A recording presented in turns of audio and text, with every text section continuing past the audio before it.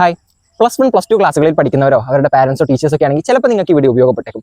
ഇന്ന് നമ്മൾ +2 കഴിഞ്ഞിട്ട് ചേരാൻ പറ്റുന്ന ഒരു കോളേജിനെ കുറിച്ചാണ് സംസാരിക്കുന്നത്. പക്ഷേ ഇതിന് ഒരുപാട് പ്രത്യേകതകളുണ്ട്. നമ്മൾ ഇതിനെക്കുറിച്ച് സംസാരിക്കുന്നത് നിങ്ങൾക്ക് മനസ്സിലാവും.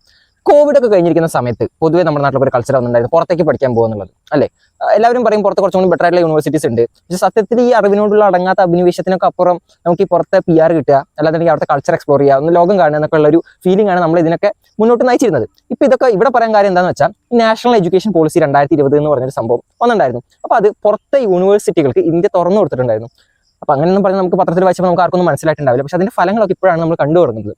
ഉദാഹരണം പറയുകയാണെങ്കിൽ 2025 ഇപ്പോൾ നിങ്ങൾ ഈ കാണുന്ന അത്രയും യൂണിവേഴ്സിറ്റി UK നിന്ന് മാത്രം ഇന്ത്യയിൽ വന്നിട്ട് പ്രവർത്തനം ആരംഭിക്കാൻ പോവുകയാണ്. ഇത് ബാക്കിയുള്ള പല രാജ്യങ്ങളും മുമ്പ് തൊട്ടേ ഉണ്ട്. ഇപ്പോൾ നിങ്ങൾ ഈ ഗൾഫ് കൺട്രീസ് ഒക്കെ എടുത്ത് നോക്കുകയാണെങ്കിൽ അമേരിക്കയിലൊക്കെ കുറേ യൂണിവേഴ്സിറ്റീസ് അവിടെ ഉണ്ട്. പക്ഷേ ഇത് ഇന്ത്യയിലും ഇനി മുതൽ നിങ്ങൾ കാണാൻ പോവുകയാണ്. ചില കോളേജുകളൊക്കെ 2025 മുതലേ പ്രവർത്തിച്ച് തുടങ്ങിയിട്ടുണ്ട്.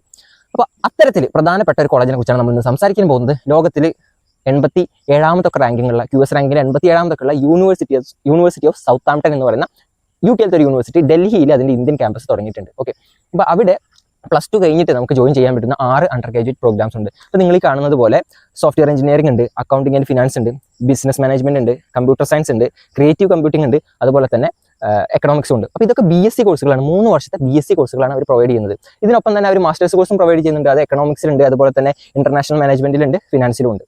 ഓക്കെ, അപ്പോൾ ബേസിക്കലി ഇത് ഒരു നല്ല ഓപ്പർച്യൂണിറ്റിയാണ്. കാരണം ഇപ്പോൾ അത് തുടങ്ങുന്ന സമയമാണ്. അപ്പോൾ നമുക്ക് അഡ്മിഷൻ കിട്ടാനൊക്കെ കുറച്ചും കൂടി എളുപ്പമായിരിക്കും. കുറച്ച് കഴിഞ്ഞ് എസ്റ്റാബ്ലിഷ് ചെയ്യുമ്പോഴേക്കും നമ്മൾ അവിടുത്തെ ഒരു അലുമിനി ആയിട്ട് മാറി കഴിഞ്ഞിട്ടാകും. അപ്പോൾ അങ്ങനെ ഒരു തുടങ്ങുന്ന സമയത്ത് നമ്മൾ ഇതിൽ കയറിയാൽ നമുക്ക് ഒരു അതിൻ്റെതായിട്ടുള്ള ഗുണങ്ങളുണ്ട്. അതുകൊണ്ടാണ് ഈ ഒരു സമയത്ത് തന്നെ ഇതിനെക്കുറിച്ചൊരു വീഡിയോ ചെയ്യുന്നത്.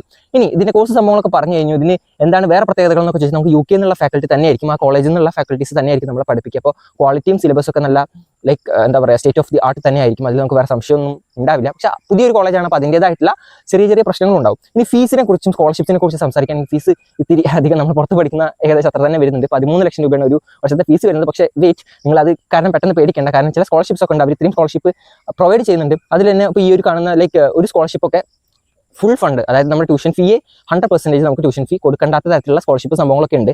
നേരത്തെ പറഞ്ഞതുപോലെ ഇതിപ്പോൾ തുടങ്ങുന്നേ ഉള്ളൂ. അപ്പോൾ ഇങ്ങനത്തെ സ്ഥലങ്ങളൊക്കെ അപ്ലൈ ചെയ്യുമ്പോൾ കിട്ടാൻ കുറച്ചും കൂടി എളുപ്പമായിരിക്കും. അതുകൊണ്ടാണ് പറയുന്നത്. അപ്പോൾ താല്പര്യം ഉണ്ടെങ്കിൽ ജസ്റ്റ് ഒന്ന് ചെക്കൗട്ട് ചെയ്ത് നോക്കുക. ഇതിൽ കയറാനുള്ള റിക്വയർമെന്റ്സ് സംഭവങ്ങളൊക്കെ എന്തൊക്കെയാണെന്ന് വെച്ചാൽ +1 +2 ഇതുപോലെ, പിന്നെ ഇംഗ്ലീഷ് പ്രൊഫഷ്യൻസി അവിടെ ഒരു സംഭവമായിട്ട് വരുന്നുണ്ട്.